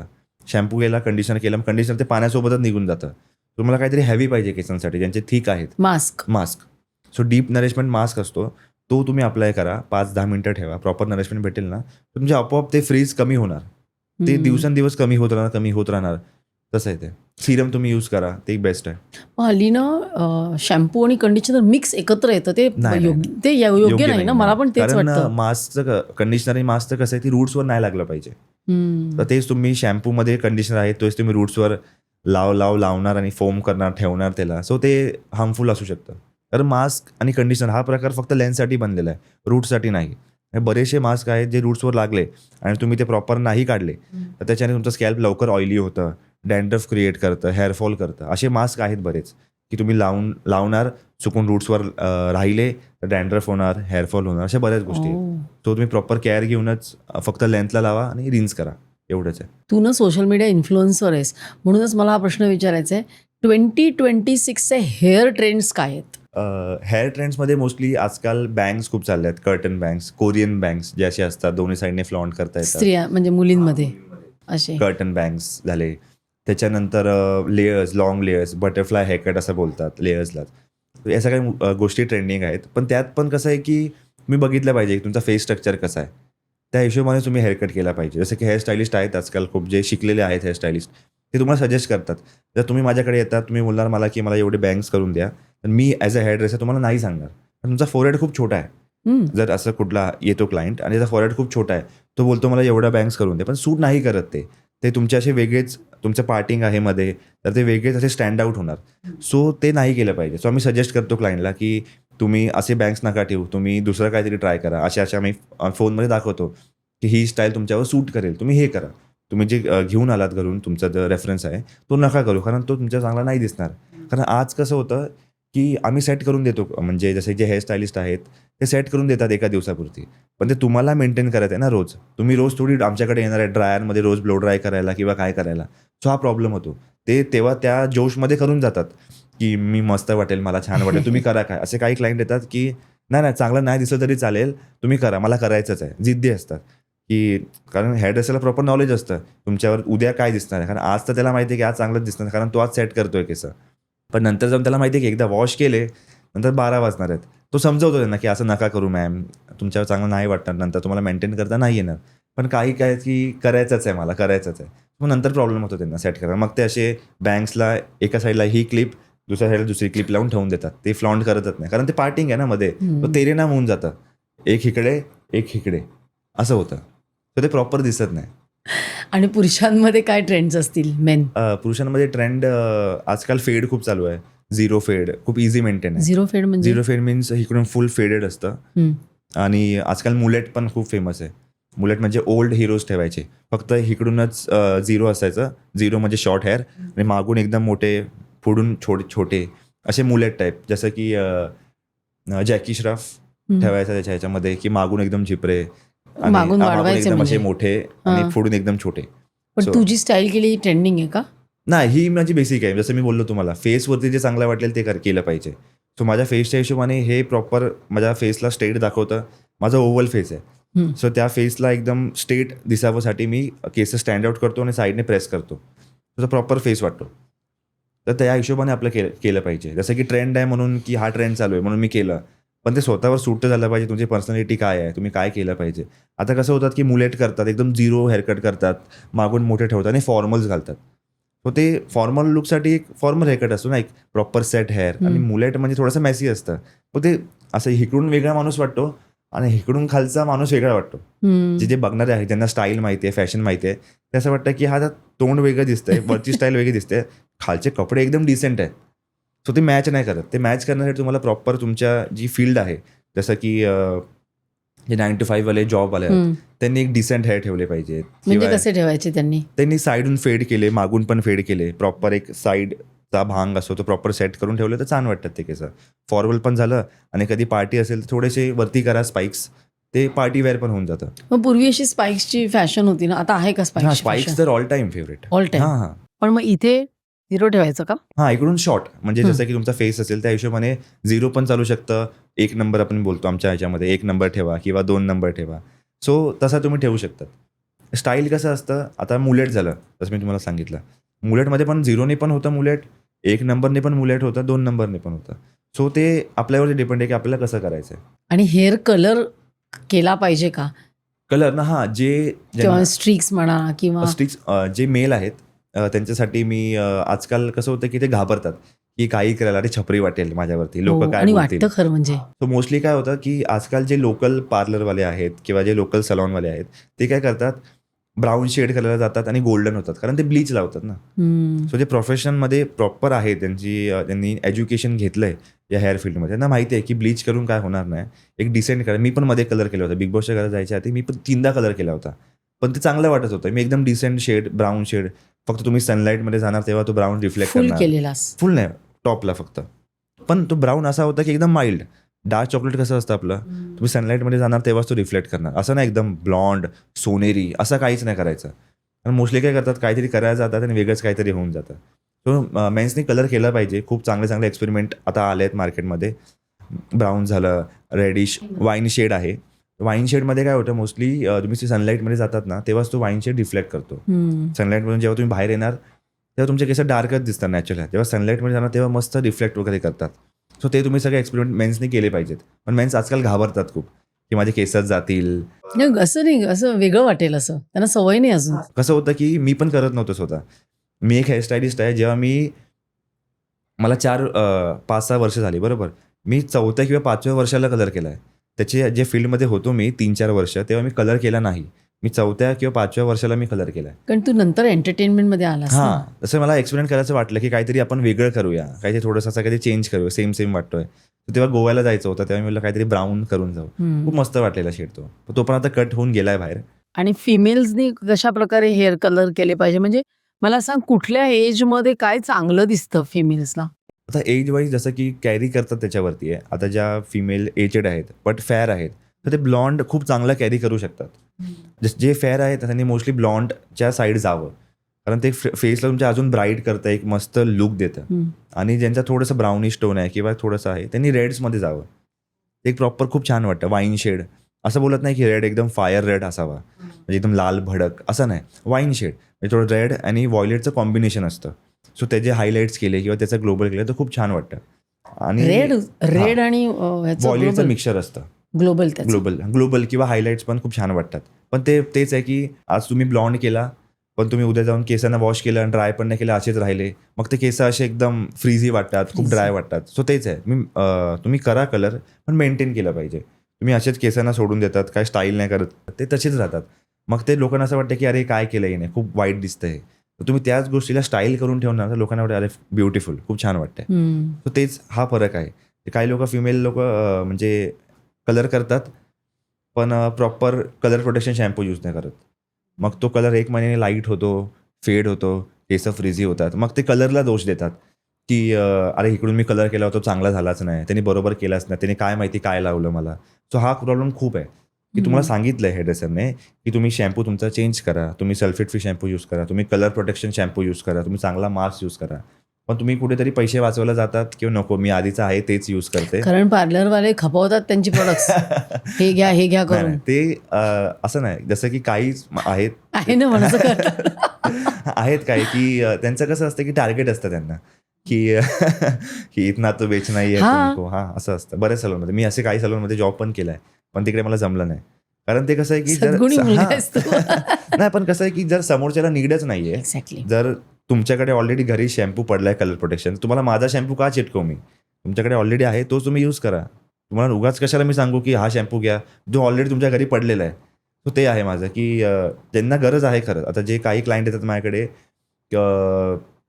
कलर करायला फर्स्ट टाईम, सो ते बसायच्या आधीच मी त्यांना सांगतो कलर स्टार्ट करायच्या आधीच की आता मी कलर करतोय आणि याच्यानंतर तुम्हाला या गोष्टी घ्याव्या लागतील किंवा माझ्याकडून नका घेऊ, बाहेरून कुठून तरी घ्या, चालेल, काही प्रॉब्लेम नाही आहे, पण तुम्ही त्या यूज करा. असं त्यांना काय वाटतं की जर हा बोलतोय ना तर हा याच्या मतलबसाठी बोलतोय किंवा हा कमिशनसाठी बोलतोय की याचा बेनिफिट आहे. पण असं नसतं. काय कुठल्या गोष्टीमध्ये असं असतं की तुमचा बेनिफिट आहे आणि आम्ही सांगतोय. आणि मी असं सांगतो की आमच्याकडून घेतलं तुम्हाला डिस्काउंट तर भेटेल, अशा बऱ्याच गोष्टी भेटतील. तुम्हाला बाहेरून घ्यायचं आहे, तुमच्याकडून दुसरा आहे डीलर, तिकडून घ्या, पण यूज करा. नंतर काय होतं की आम्ही जेव्हा कलर करतो एवढी मेहनत करतो, कारण जेव्हा कुठल्या हायलाईट्स असते ग्लोबल असतो तेव्हा एक हेअरस्टाईल 2-2, 3-3, 4-4 तास एका जागेवरती उभा असतो.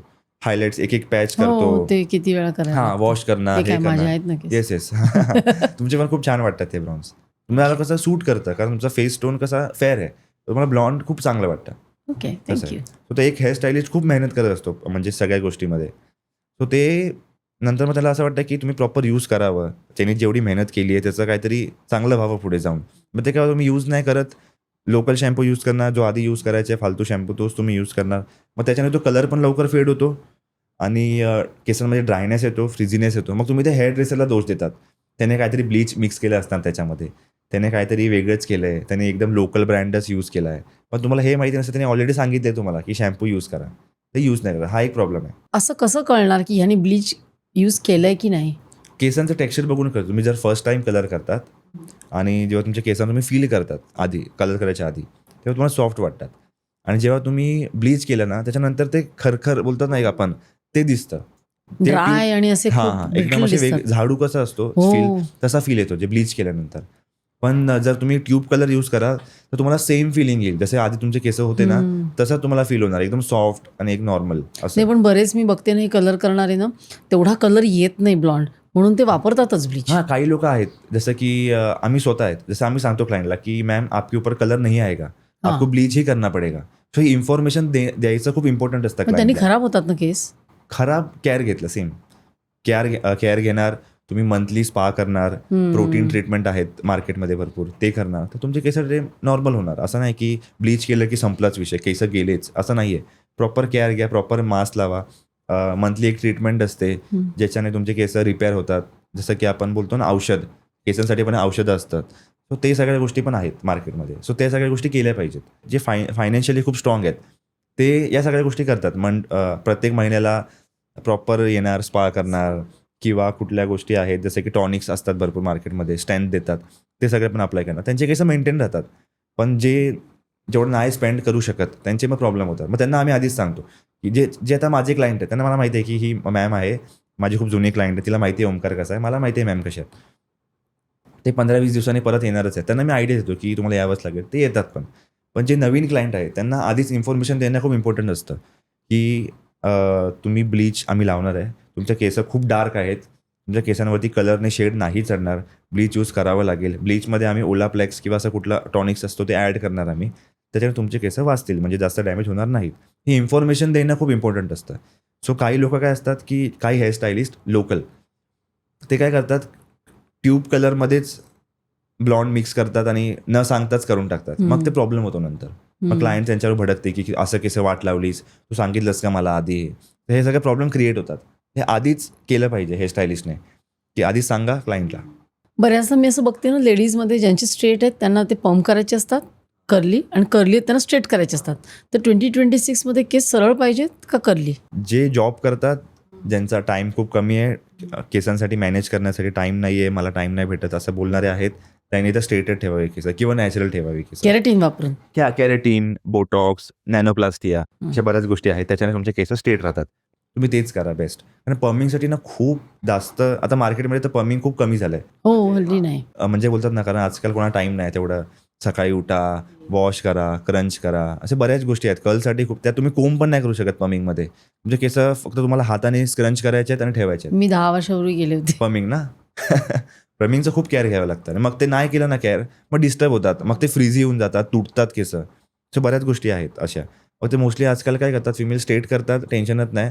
वॉश करा जॉबला निघा कुठे काम असेल तिकडे जावा टेन्शनच नाही. आयनिंग करायचं पण टेन्शन नाही ड्रायर करायचं पण टेन्शन नाही. ते नॅनोप्लास्टिया किंवा बोटॉक्स करणार ना वॉश करून फक्त बाहेर या थोडंसं ड्राय झालं की आपोआप ते स्ट्रेटच दिसणार आहे तुम्हाला. तो इझी टू मेंटेन. आता सध्या ना आपण खूप बघतो हेअर लॉस म्हणजे अगदी तरुण म्हणजे अगदी 15 आणि 16 वर्षाच्या मुलांपासून ते मोठ्यांपर्यंत. तर हेअर लॉस कमी करण्यासाठी तू अशा कुठल्या 3 टिप्स देशील? हेअर लॉस तरी टिप्स म्हणजे हेअर लॉस पहिला म्हणजे डिपेंड करतं जेनेटिक्सवरती. तुमचे जेनेटिक्स कसे आहेत तुमचे मॉम डॅडचं जर बोलण्यास आहे म्हणजे केसं नाही आहेत तुमचे पण एका टाईमनंतर केसं जाणारच आहेत. त्याच्यासाठी केअर तुम्हाला करायचं आहे की प्रॉपर इंजेक्टेबल आता भरपूर आले आहेत मार्केटमध्ये त्याच्याने तुम्हाला केअर घ्यावं लागणार कारण तुमचे जेनेटिकली तुम्ही वीक आहात. तुमचे केसांच्या याच्यामध्ये खूप वीक आहे. आणि आजकाल हेअरफॉल खूप होतं मेन्समध्ये जसं की लाईफस्टाईल जसं मी बोललो लाईफस्टाईल खूप इम्पॉर्टंट असते. खूप स्ट्रेस किंवा खूप जास्त स्मोकिंग करणं खूप ड्रिंकिंग करणं हे पण केसांसाठी खूप डॅमेज करतं. म्हणजे स्मोकिंग करून तुमचे केस जाणारच आहेत. असं कुठे लिहिलं नाही की स्मोकिंगने जातात बट केस जातातच स्मोकिंगने. मी बघे जेवढे पण स्मोकर आहेत ना ऑलमोस्ट त्यांची केस गेलेलीच आहेत स्मोकिंग करून. आणि स्ट्रेस तर खूप इम्पॉर्टंट आहे की स्ट्रेस येतो म्हणजे केस जाणार असं एक आहे. आणि फिमेल्समध्ये मोस्टली प्रेग्नन्सीमध्ये खूप केस जातात. खूप असे क्लायंट आले माझ्याकडे की माझी प्रेग्नन्सी झाली आणि खूप असे लिटरली मी हात टाकले ना तर असे केस येतात हातामध्ये. सो ते कसं होतं की तुम्ही प्रेग्नन्सीमध्ये खूप जास्त मेडिसिन्स घेतात मल्टीव्हिटॅमिन्स पण घेतात चांगल्या पण नंतर बंद करतात. ती नंतर पण गरज असते ना बॉडीला. आता काय फक्त बेबी काढण्यासाठीच फक्त ते मेडिसिनची गरज नसते. जेव्हा बेबी झाला त्याच्यानंतर तुमच्या बॉडीला नीड आहे त्या गोष्टी. तर मल्टीव्हिटॅमिन्स ते लोक घेत नाहीत पुढे जाऊन. आणि हाय प्रोटीन नाही आपल्याकडे ते पण नाही न्यूट्रिशन बरोबर न्यूट्रिशन नाही. प्रॉपर नाही. एग्स खात नाही. काही व्हेजिटेरियन्स आहेत त्यांचा पण भरपूर हेअरफॉल होतो की प्रॉपर न्यूट्रिशन जात नाही. पालापाचोळा खाऊन तर काय होणार नाही. पाचोळा. तेच आहे. म्हणजे मी खूप कमी म्हणजे मी वर्षाचे 12 महिने नॉनव्हेज, कुठलाच वार नाही पाळत, कुठेच काय नाही. तर तुझी ती रिक्वायरमेंट आहे रिक्वायरमेंट आहे माझी. प्रोफेशनल. हां, प्रोफेशन पण ते आहे आणि मला रिक्वायरमेंट आहे. अजूनही तू करतो का हे हेअर स्टायलिंग आणि सलोन चालू आहे तुझं? आता सध्या तर नाही चालू आहे. जसं माझ्या पप्पांचं सलून आहे ते तर चालूच आहे, ते फक्त मेन्ससाठी आहे. पण मी आता सध्या क्लायंट्स करत नाही, कारण खूप बिझी असतो बऱ्याच गोष्टीमध्ये. इंटरव्ह्यूज आहेत, कुठलं आता नवीन काम आहे, त्यामध्ये खूप बिझी झालो आहे, त्याच्यामुळे नाही. पण पुढे जाऊन करणार आहे मी करणार नक्की. आहेस? स्वतःचं एक ॲज अ सेलिब्रिटी करणार आहे मी. हो. Good good good. मला एक सांग की बिग बॉसमुळे तुला जी प्रसिद्धी मिळाली सडनली, म्हणजे तू तुझ्या कामाच्या बाबतीत पॅशनेट आहेस ते मला दिसतंय. फिटनेसच्या बाबतीत आहेस, तुझं हेअर ग्रूमिंग एक्सपर्ट आणि मेहनत घेतोस. पण एवढी प्रसिद्धी मिळाल्यामुळे काय बदललं आयुष्यात तुझ्या? बऱ्याच गोष्टी बदलल्या. आता कुठे जायचं असेल तर मास्क लावून जावं लागतं. हो. लोक ओळखतात कधी कधी. असं चष्मा. नाही, Goggles बऱ्याच वगैरे गोष्टी आहेत. घालून. मी असे झाल्यात माझ्यासोबत की अचानक कोणतरी आलंय, काहीतरी खात होतो मी बाहेर असंच, की बिग बॉसच्या घरात तर काय भेटलं नाही खायला. आणि मला पाणीपुरी खूप आवडते, तू खातो आता पाणीपुरी म्हणजे बाहेर जाऊन? पाणीपुरी मला खूप आवडते, म्हणजे त्यासाठी काही पण. तर मी बिग बॉसच्या हा, तू बाहेर एकीकडे सांगतो जंक खायचं नाही. नाही, पाणीपुरी तर चालते. एक संडेला खाऊ शकतो आपण. Sunday day. चीट डे असतो, Cheat तेव्हा day. खाऊ शकतो आपण. तो चीट डेच्या दिवशी खातो मी. आणि पुढे गेलो खायला आणि मग लगेच ओमकार करा. मग ते खूप असं वाटलं की हा लगेच ओमकार फोटो. थांबा जरा, हे ठेवतो मग काढा फोटो. अच्छा, असं झालं ते. यू कारण नो मग ते सीन विथ पाणीपुरी. हा, तर कसं होतं मग ते एक फॅन साईडला मोमेंट. हां, नाही, एका साईडला कसं होतं की तुम्ही फिटनेससाठी गोष्टी सांगतात आणि मग एका साईडला जंक फूड खातात, तर असं होतं. पण मग मी अवॉइडच करतो जंक फूड. पण पाणीपुरी फक्त एकच आहे असं की ते मी खातो. तेवढंच पाणीपुरी खाता येत नाही एवढंच नाही, आणखीन काहीतरी फरक झाला असेल ना काय आयुष्यात? नाही, हा प्रसिद्धीमुळे. भरपूर फरक आहे. हा, जसं की लोक जे एरियातले आहेत किंवा एका जागेवरचे आहेत ते मला ओळखत नव्हते आधी, किंवा त्याचे बघून जायचे किंवा काय नॉर्मल. आता कसं आहे, ते जेव्हा मी आलो होतो जेव्हा घरी माझ्या, कमीत कमी बऱ्याच जणांची गर्दी होती आणि काही लोक असे होते की ते माझी बोलायचं पण नाही, ते पण फॅमिलीला घेऊन आले, ओमकार फोटो काढायचा आहे किंवा असं काय. तर खूप छान वाटलं ते बघून, कारण फर्स्ट टाइम एक्सपिरियन्स होता. बिग बॉसच्या घराच्या बाहेर आलो आणि मग घरी आलो, तेव्हा त्याच मूडमध्ये अरे यार निघालो बाहेर मी. आणि सडनली मी अशी एवढी लोक बघितली, मी एकदम शॉक. एकदम डीजे वगैरे लावलाय, बँड अरे लावलाय, वा. सगळ्या काक्या लोक असं आरतीच्या थाळ्या वगैरे घेऊन आले. बिग बॉस पण आल्यावर बाहेर पडला म्हणून बाहेर पडल्या, आरती आता ओवाळली. ओवाळतात. तर मी आधीच अपसेट होतो आणि मग मी बघून खूप खुश झालो, एकदम मूडच चेंज झाला माझा, की एवढी लोक. म्हणजे कमीत कमी मला 2 तास लागले घर फक्त फर्स्ट फ्लोअर पर्यंत जायला, एवढी गर्दी होती खाली. छान. ह्याच्या बऱ्याच गोष्टी आहेत, जसं की जसं आधी मी ऑडिशन द्यायचो तेव्हा लाईनीत उभं राहावं लागायचं, की मेरा नंबर कब आएगा. आता 1-1, 2-2, 3-3 तास मी लाईनीत उभं राहायचं. तर आता असं होतं की त्याला मी कॉल करतो समोरच्या ऑडिशनसाठी आणि ही टाईम बुक करतो की मी 12 वाजता येतोय किंवा मी 1 वाजता येतोय, तेव्हा आपलं ऑडिशन घेऊया. तो 1 वाजता जाणार, डायरेक्ट ऑडिशन देणार, Straight audition आता. ऑडिशन. सो असा एक बेनिफिट खूप, आणि मला तर खूप बेनिफिट झालेत बिग बॉसमुळे. बिग बॉस बोलताना लाईफ चेंज करून टाकतं. भाऊ आम्हाला नेहमी बोलायचे, मला असं आतमध्ये वाटतंय काय आहे, पण जेव्हा तुम्ही बाहेर येणार तेव्हा तुमची फुल्ली लाईफ चेंज असणार. जसं की आयुष आता बोलतो की त्याला भरपूर कामं त्याची अडकली होती, ती सगळी कामं त्याची बोलतात ना सॉल्व्ह झाली आहेत. की आता तो आधी त्याला कसं होतं की तुम्ही एक एस्टॅब्लिश होता तुम्ही. हां, म्हणजे तुम्हाला आधी कसं होतं की काम भेटत नाही किंवा पाहिजे तसं भेटत नाही. आता कसं आपल्याला सिलेक्ट करावं लागतं की कुठल्या कामाला हे करू की ते करू. असा एवढा चेंज बिग बॉस देतं. पुढचं प्लॅन्स काय आहेत? यू आर व्हेरी यंग म्हणून हां, विचारते. पुढचे प्लॅन्स आहेत सॉंग्स, अल्बम. तू गातोस? गातोच नाही, ऍक्ट ऍक्टिंग. ओ, तू ऍक्टिंग केलंयस आतापर्यंत? ऍक्टिंग केलं नाहीये, बट करायची इच्छा खूप आहे आणि शिकतोय मी ऍक्टिंग. हां, तर मी नक्कीच करेन. काहीतरी ऑडियन्सला काहीतरी वेगळं देईन मी, कारण आता रियालिटी शोच आहे आता. त्याच्यानंतर ऍक्टिंग किंवा असं काहीतरी लीड म्हणून किंवा कुठला साईड ऍक्टर पण मला मिळेल तुला? हां मिळेल. सो त्याच्यासाठी मी प्रयत्न करतोय की प्रॉपर ऍक्टिंग शिकावी. कारण असं नाही की फक्त बिग बॉस केलंय म्हणून तुम्हाला घेणार कुठलाही. तुमची ऍक्टिंग पण चांगली पाहिजे. असं नाही की तुम्ही एकदा बिग बॉस केलं तर मग तुम्हाला डायरेक्ट घेणार, तुमची ऍक्टिंग काय नाही. तर ती पण शिकली पाहिजे आणि ते पण प्रॉपर करून मी फील्डमध्ये येईन ऍक्टिंगच्या.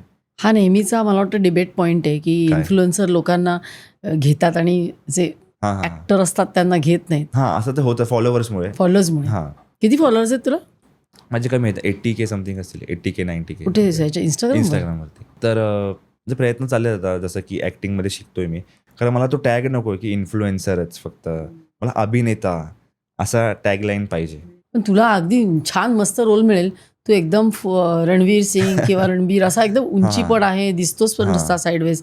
नक्की तुला मिळेल आता role. लुक वाईज तर माझं मी ओके आहे. आता थोडंफार काही चेंजेस करायचे आहेत, पण ऍक्टिंग वाईज काही चेंजेस करू नकोस. You are good. हां फक्त ऍक्टिंग मला थोडंसं अजून डीपली शिकायची आहे. तर ते प्रॉपर शिकलो ना मग Good. प्रॉपर एंटर करीन मी. नक्की मिळेल तुला. येस येस आपण एक प्रश्न हे करूया, काढलेत तुझ्यासाठी. Yes this or that. This or that. This or that. Okay. Big बॉसमध्ये जास्त महत्त्वाचं काय, पर्सनॅलिटी की स्ट्रॅटेजी? स्ट्रॅटेजी. आजच्या पुरुषांसाठी जास्त महत्त्वाचं काय, ग्रूमिंग की नॅचरल लुक? ग्रूमिंग. सोशल मीडियावर काय महत्त्वाचं, प्रसिद्धी, पटकन मिळालेली प्रसिद्धी की एक दीर्घकाळ टिकणारी ओळख? दीर्घकाळ टिकणारी ओळख, कारण तीच तुम्हाला पुढे घेऊन जाते. ओके, आता इन्फ्लुएन्सर म्हणून काय महत्त्वाचं आहे, काहीही पोस्ट करण्याचा फ्रीडम की समाजाप्रती एक सोसायटीच्या तरफ आपल्याला एक जबाबदारीची जाणीव ठेवून पोस्ट केलेली पोस्ट? काही पोस्ट करण्याचं स्वातंत्र्य. सगळा विचार आपणच का करायचा, बाकीचे लोक आहेत ना. अच्छा, म्हणजे ते समाजाप्रती काय आता हा आपल्याला आपला हे नाही. प्रोफाईल आहे ना, ते इकडे मी काही टाकू शकतो. तुम्हाला बघायचंय नाही बघायचंय तुमच्यावरती आहे. फिटनेस जर्नीमध्ये सगळ्यात कठीण काय, शरीराचा व्यायाम की मनाची शिस्त? मनाची शिस्त, आणि ती खूप इम्पॉर्टंट आहे. मनाची शिस्तच नाही आहे, तुम्ही सकाळी उठणारच नाही किंवा तुम्ही डिसिप्लिन ठेवणारच नाही न्यूट्रिशनमध्ये वगैरे, तर कामच नाही ते. यश मिळवण्यासाठी काय प्रभावी आहे, प्रसिद्धी की नशीब? दोघांचा खारीचा वाटा आहे. नशीब खारीचा की सेम सेम वाटा? सेम आहे म्हणजे. हा, पण तुला आता हां प्रसिद्धी तर मिळाली हां, आहे नशीबचा भाग खूप आहे आहे याच्यामध्ये. ना. नशीबचा भाग आहे. सोशल मीडिया इन्फ्लुएन्सर म्हणून परत एक प्रश्न, लोकांना जास्त काय आवडतं, परफेक्शन की ऑथेंटिसिटी? परफेक्शन तर लागतंच, आणि ऑथेंटिसिटी म्हणजे असं असतं की तुम्ही लोकांना कॉपी नका करू, स्वतः जे आहेत ऑथेंटिकपणा दाखवा.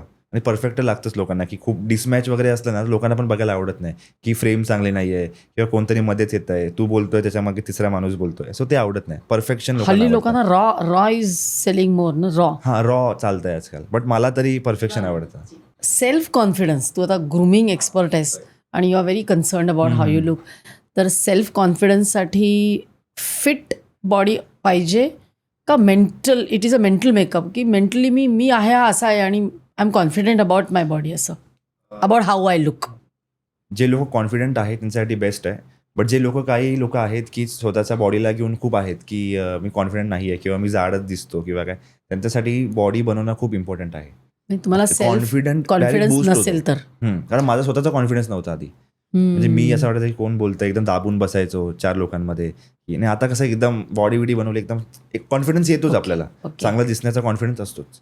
सो बॉडीमुळे तो कॉन्फिडन्स येतो. हां येतोच, नक्कीच येतो. बिग बॉस नंतर जास्त कठीण काय वाटतंय, प्रसिद्धी सांभाळणं की करिअर आपल्याला करायचं आहे? करिअर करायचं आहे. प्रसिद्धी, आता बिग बॉस आहे, काही टायमापर्यंत प्रसिद्धी असेल, बट दुसरे प्रोजेक्ट करणं किंवा दुसरं काम करणं खूप इम्पॉर्टंट असतं. माणसाची खरी ओळख कशामुळे बनते, टॅलेंट की सातत्य, कन्सिस्टन्सी? कन्सिस्टन्सी. जर तुम्ही कन्सिस्टन्सी ठेवली तर तुमचं टॅलेंट ग्रूम होत राहणार अजून, त्याच्यामुळे कन्सिस्टन्सी खूप इम्पॉर्टंट आहे. Good, thank you so much. तू आज सर्व काहीवर आलास आणि मला स्वतःला मजा आली ॲक्च्युली खूप छान बोलायला. वाटलं. पण एवढं तू मल्टीफॅसेटेड आहेस, इतकं सगळं करतो आणि प्रत्येक गोष्ट तू पॅशननी करतोयस ना. मला असं दिसलं की तुला, आणि एक्सपर्टीज आहे त्याच्यामध्ये. हेअर, आता मी डॉक्टर आहे, पण मला हेअरमधलं तुला त्याच्यातलं परफेक्ट सगळं माहिती आहे. फिटनेसमधलं मी ऐकत होते तू काय काय सांगतोयस, तुला एक्झॅक्ट माहिती आहे कुठली स्टिरॉइड्स, कुठली सप्लिमेंट्स. माझं कसं आहे की कशात पण पाय टाकला म्हणजे कुठल्याही फील्डमध्ये मी गेलो, परफेक्ट नॉलेज आहे तुला सगळ्याचं. परफेक्ट नॉलेज असतं मला. मी ते नॉलेज घेतल्याशिवाय पुढे काय जातच नाही. पहिला नॉलेज घ्या, नंतर काही करा. मला खेळायला खूप आवडतं कुठल्या गोष्टीमध्ये. एकदा घुसलो, डीप नॉलेज घेणार, बेस क्लिअर करणार, मग खेळत बसा. जसं की माझ्या बॉडीमध्ये पण मी आधी असंच केलं आहे की पहिला बेस जाणून घेतला मला काय करायचं काय नाही, मग मी त्या बॉडीसोबत खेळतो. कधी न्यूट्रिशन वेगळं घेतो, कधी बॉडीला एक्सपेरिमेंट करतोस तू. सो ते खूप इम्पॉर्टंट असतं. तुम्ही कुठल्या पण क्षेत्रामध्ये आहात, कुठले 1 असू दे किंवा 10 असू दे, मी परफेक्ट त्या गोष्टीमध्ये घुसा, त्या गोष्टीचा नॉलेज घ्या आणि मग खेळत बसा त्याच्यामध्ये. अमेझिंग. मला असं वाटतं ही तुझी जी क्वालिटी आहे ना, it will really take you places. म्हणजे खरंच खूप छान आहे आणि प्रत्येक गोष्टी तुला एवढं नॉलेज आहे. फक्त तू बिग बॉसमध्ये जाताना मात्र काही अभ्यास न करता गेला होतास. ते प्रॉब्लेम झाला, थोडासा अभ्यास किंवा पण जाऊ दे, तुला जे पाहिजे ते मिळालं बिग बॉसमधून. राईट. त्यामुळे नो रिग्रेट्स. येस. तू इकडे आलास त्याबद्दल खूप खूप खूप धन्यवाद आणि तुला पुढच्या प्रवासासाठी, पुढच्या प्रोजेक्टसाठी खूप खूप शुभेच्छा. नक्की तुला छानसा रोल मिळेल. थँक्यू सो मच, खूप छान वाटलं मला पण. तर प्रेक्षक, ओंकार राऊत हा कसा आहे. तुम्ही त्याला बिग बॉसमध्ये बघितलं आहे, पण तो खरा अतिशय हरहुन्नरी आहे, सद्गुणी मुलगा आहे, गुणी मुलगा आहे तो. आणि प्रत्येक गोष्टी तो डीप रिसर्च करतो, नॉलेज घेतो, त्याच्यामध्ये एक्सपेरिमेंट करतो. मला स्वतःला खूप आवडला. तुम्हाला तो आवडत असेलच बिग बॉसमुळे, पण तुम्हाला हा पॉडकास्ट बघितल्यावर अजून आवडेल असं मला वाटतं. तुम्हाला जर काही प्रतिक्रिया असतील, काही विचार असतील, ओंकारबद्दल काही छान वाटत असेल, तर जरूर कॉमेंट्समध्ये लिहा. एपिसोड तुम्हाला आवडला असेलच. जास्तीत जास्त लोकांपर्यंत शेअर करा, लाईक करा आणि सबस्क्राईब करायला विसरू नका. पुन्हा भेटूया पुढच्या वेळी असाच एखादा छानसा टॉपिक घेऊन, अशाच एखाद्या छानशा गेस्टबरोबर सर्व काहीमध्ये.